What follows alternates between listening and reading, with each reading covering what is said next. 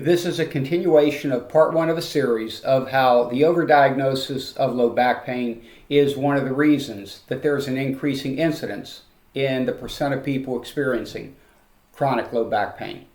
In this section, I'm going to talk specifically about the MRI, how the MRI shows abnormal findings in a high percentage of people without symptoms, and the dangers that can occur when over-reliance is placed on the findings in that MRI study. One of the first studies of abnormalities on MRI in asymptomatic people was done in 1990 by Dr. Bowden.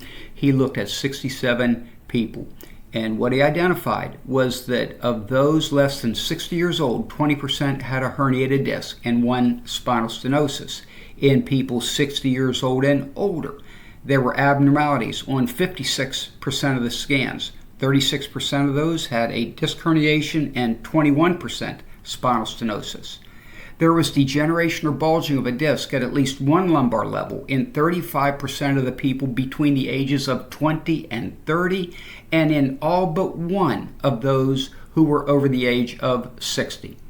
A 1994 New England Journal of Medicine paper looked at 98 asymptomatic people and found that 52% of them had a bulge at least one level, 27% had a protrusion, but only 1% had an extrusion.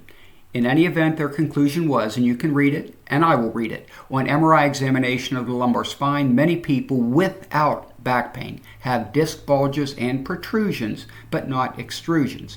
Given the high prevalence of these findings and of back pain, the discovery by MRI of bulges or protrusion in people with low back pain may frequently be coincidental. The last study I'm going to show you, and I could show you many more, is from the American Journal of Neuroradiology, published in 2015. They looked at over 33 scientific papers comprising 3,110 asymptomatic people who had imaging. And here are the results of that study. I am not going to read through every line on this chart. You can stop the video if you want to and look at it more closely. But you'll notice that the asymptomatic ages that were studied range from age 20 to 80. And on the left-hand side, you can see the variety of imaging abnormalities that were determined. For example, at age 20, 30% of that asymptomatic population had disc degeneration as compared to 90% of the asymptomatic 80-year-olds. 29% of the asymptomatic 20-year-olds had a disc protrusion compared to 43% of the asymptomatic 80-year-olds. The point to take home here is that there is a high percentage of abnormalities in people who have not experienced any low back pain.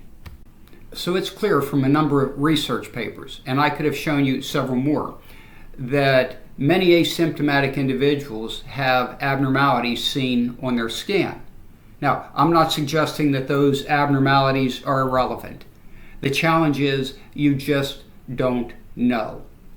The dangers, though, of getting an early MRI are primarily twofold. Number one, it leads to more expensive and aggressive care when those abnormalities are focused on as the only treatment determinant. And then secondly, it leads to a sense of taking on a disability or bad back mentality. Here's one example from the Journal of Occupational and Environmental Medicine, published 2010. This study looked at over 3,000 cases. 21% of those had an early MRI, and you can see the conclusions. Results suggest that the effects of that early MRI are more disability, more medical costs, and a greater tendency towards surgery, and this was unrelated to the severity of that injury.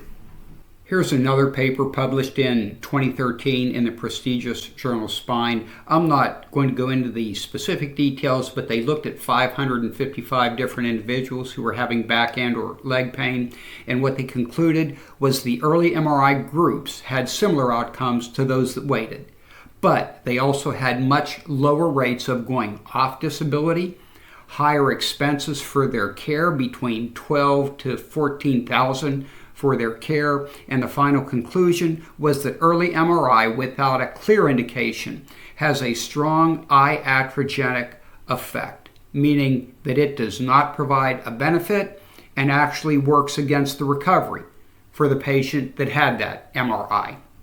The final example I'm going to give of the dangers of MRI come from a recent Veterans Administration study when they looked at over 400,000 of their patients who had an MRI. And let's just jump to the conclusion where it states early scans are associated with excess surgery, higher costs for care, worse outcomes, including the potential harms from prescription opioids. No doubt you've heard it said, sticks and stones may break my bones, but words can never hurt me. That is absolutely not true, and especially not true in the clinical realm when you're working with individuals who don't have sophisticated medical knowledge. That's another reason why MRI scans are so dangerous, because they expose people to terms that connote damaged goods, and that creates a lot of fear.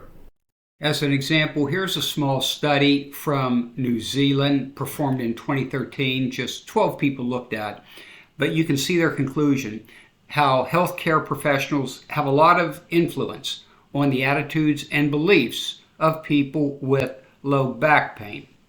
The authors of that study further elaborated by pointing out how clinicians contribute to avoidance beliefs by focusing on what patients should not do, thereby indirectly causing a sense of vulnerability of the spine that requires protection.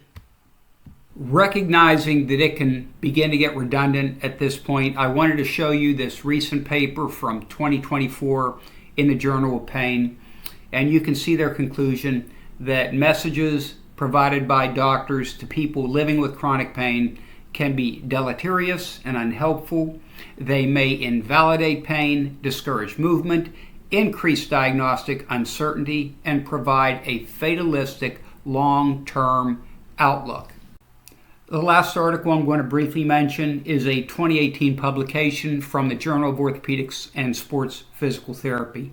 And you can see where the author notes profoundly that mounting research evidence shows psychological factors are more effective predictors of pain and disability than anatomic factors. And he feels that it's therefore ironic that by continuing to focus on the body parts and the pathology, clinicians may well unwittingly exacerbate those mental aspects of recovery.